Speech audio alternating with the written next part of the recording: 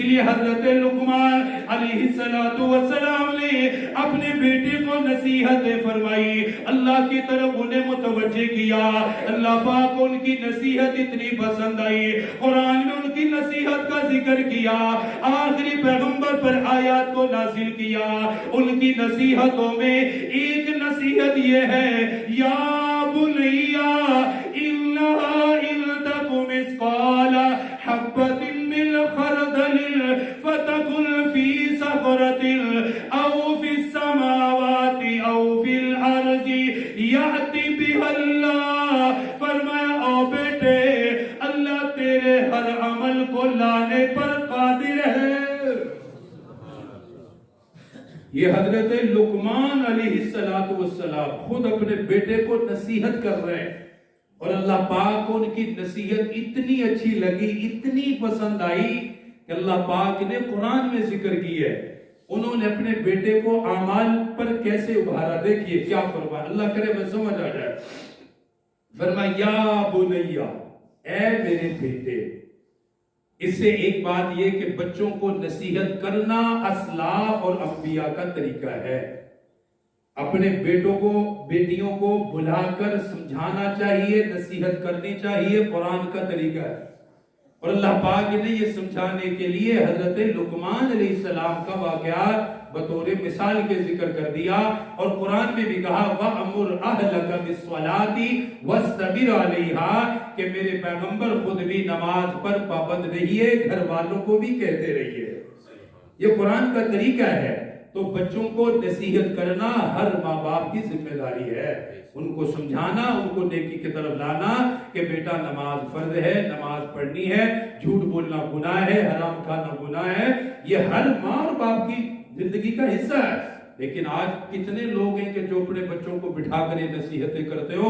آج تو یہ برا حال ہے کہ ماں باپ ایسے بھی دنیا میں جانتا ہوں، اللہ معاف کرے، میں نے خود دیکھے بھی ہوئے اور سنے بھی ہوئے کہ بچہ چوری بھی کر کے آیا تو شاباش دیتے کہ میرا بچہ بڑا ہوشیار ہے۔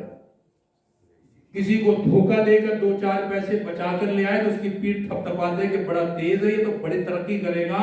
ترقی نہیں کرے گا، تجھے بھی مروائے گا، خود بھی مرے گا، خود بھی جہنم میں جائے گا، تیرے گریبان پکڑ کے تجھے بھی لے جائے گا کہ میں تو بچہ تھا، یہ تو بڑا تھا، یہ تو میرا باپ تھا، اس کو پتا تھا میں چوری کرتا ہوں، اس کو پتا ہے میں خیانت کرتا ہوں، بچپن میں اس نے سمجھایا ہی نہیں تو میں پکا ہو گیا، رب مجھے تو ملنی، اس کو بھی میرے ساتھ ہی لے آؤ، دونوں کو اٹھا کر اب جہنم میں پھینک دے گا۔ یہ ذمہ داری ہے اولاد کی، ماں باپ۔ اس لیے قرآن نے بہرحال کہیں ہم اور چلے جائیں گے، قرآن کیا کہتا ہے؟ یا بنیا، کیا فرمائے؟ فرمائے اے میرے بیٹے۔ اللہ اپنے بچوں کو نصیحت سمجھایا، کیا کہا؟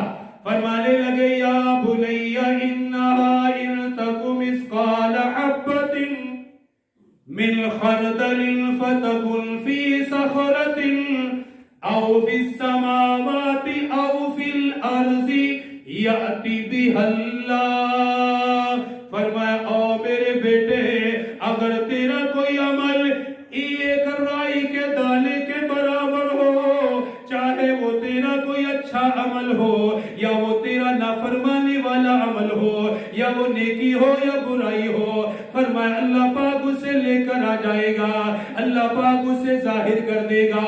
پھر کتنا مضبوط عقیدہ بنایا، کس قدر اصلاح فرمائی۔ فرمایا میرے بیٹے فتکن فی صخرۃ، اگرچہ وہ رائی کے دانے کے برابر عمل ہے، اگر وہ پہاڑ کے اندر ہو یا پتھر کی مضبوط چٹان کے اندر ہو، فتکن فی صخرۃ، اگر تیرا کوئی عمل پہاڑ کے اندر ہو یا چٹان کے اندر ہو یا پتھر کے اندر ہو، او فی السماوات او فی الارض، یا کوئی تیرا عمل آسمان کی بلندیوں کو چلا جائے یا زمین کی پستیوں کے اندر چلا جائے، فرمایا یأتی بها اللہ، فرمایا تیرے ہر عمل کو پروردگار قیامت کے دن لانے پر قادر ہے۔ 4 چیزیں فرمائی ہیں۔ نمبر 1 رائی کے دانے کے برابر، خود ہی عمل رائی کے دانے کے برابر کتنا سا ہوتا ہے، چھوٹا سا۔ بس ان کے ساتھ تعاون کرے، میں ایک بہت بڑی بات اور ایک نسبت جوڑنا چاہتا ہوں۔ کہا کہ اگر رائی کے دانے کے برابر ہو، رائی کا دانہ تو خود ہی کتنا چھوٹا ہے، پھر کہا کہ وہ پہاڑ کے اندر ہو یا پتھر کے اندر ہو، یا فرمایا اتنا دور ہو جتنا تم سے آسمان دور ہے، یا وہ زمین کی تہ کے اندر ہو، یاتی بھی اللہ اسے لانے پر قادر ہے، تیرے سامنے لا کے رکھ دے گا کہ یہ اچھا ہے اور یہ برا ہے۔ فرمایا ہر کام کرنے سے پہلے یہ سوچنا کہ میرا رب دیکھ رہا ہے، مجھے یہ عمل آئے گا اور اس کا وزن کیا جائے گا، اللہ پاک اسے تولے گا، اس کو رکھے گا، پھر پوچھے گا کہ بتا کیا کیا۔